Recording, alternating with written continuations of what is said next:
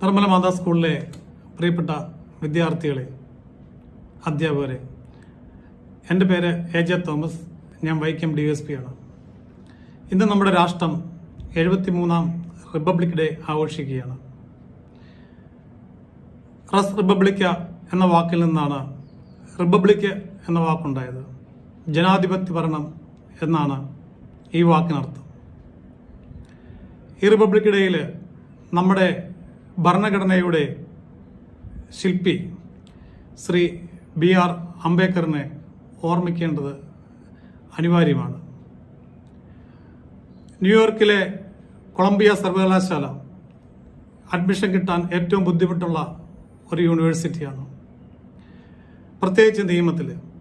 അതുപോലെ തന്നെ ഇംഗ്ലണ്ടിലെ ലണ്ടൻ സ്കൂൾ ഓഫ് എക്കണോമിക്സ് ഏറ്റവും അഡ്മിഷൻ കിട്ടാൻ ബുദ്ധിമുട്ടുള്ള 2 യൂണിവേഴ്സിറ്റികളാണത്. ഈ 2 യൂണിവേഴ്സിറ്റിയിൽ നിന്നും ഡോക്ടറേറ്റ് നേടിയ ഒരു മഹാൻ വ്യക്തിയാണ് ഡോക്ടർ B.R. അംബേദ്കർ.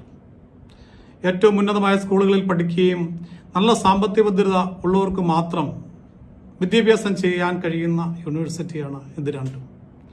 എന്നാൽ ഇന്ത്യയുടെ ഒരു ഗ്രാമത്തിൽ ജാതി വ്യവസ്ഥ കൊടികുത്തിക്കൊണ്ടിരുന്ന ഒരു കാലഘട്ടത്തിൽ ജാതി വ്യവസ്ഥക്കെതിരെ പടപൊരുതി സ്വന്തം കഠിനാധ്വാനത്തിലൂടെ വളർന്നു വന്ന ഒരു മഹൽ വ്യക്തിത്വമാണ് ഡോക്ടർ B.R. അംബേദ്കർ.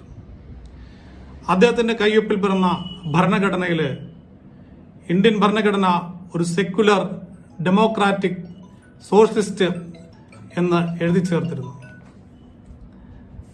നമ്മുടെ രാഷ്ട്രത്തിന്റെ ജീവിക്കുന്ന ഓരോ വ്യക്തികൾക്കും അവരുടെ അതിരുകളില്ലാത്ത സ്വപ്നങ്ങൾ സാക്ഷാത്കരിക്കുവാൻ കഴിയുന്ന ഒരു രീതിയിലുള്ള ഒരു ഭരണഘടനയാണ് നമുക്ക് ലഭിച്ചിരിക്കുന്നത്.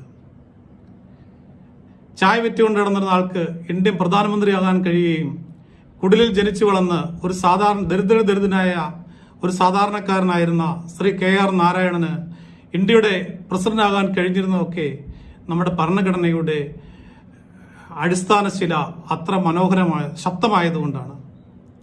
നാം ഓരോരുത്തർക്കും, ഈ രാജ്യത്ത് ജീവിക്കുന്ന നാം ഓരോരുത്തർക്കും ഏത് ലെവലിൽ വരെ വേണമെങ്കിലും ഉയരുവാനുള്ള എല്ലാ സാധ്യതകളും നമ്മുടെ ഭരണഘടനയിൽ തന്നെ എഴുതി ചേർക്കപ്പെട്ടിരിക്കുന്നു. നമുക്കറിയാം, ഒരു വിദ്യാർത്ഥി എന്ന നിലയിൽ നമ്മുടെ ഉത്തരവാദിത്വം പഠിക്കുക എന്നുള്ളതാണ്. പഠിക്കുക എന്നുള്ളത് മാത്രമല്ല, ഒരു ഉത്തമ പൗരനായി വളരുവാൻ കൂടി നാം ബാധ്യസ്ഥനാണ്. എങ്ങനെയാണ് ഒരു ഉത്തമ പൗരനായി വളരുക? ഞാൻ പറഞ്ഞു, റിപ്പബ്ലിക് എന്ന വാക്കിന്റെ അർത്ഥം ജനാധിപത്യ ഭരണം.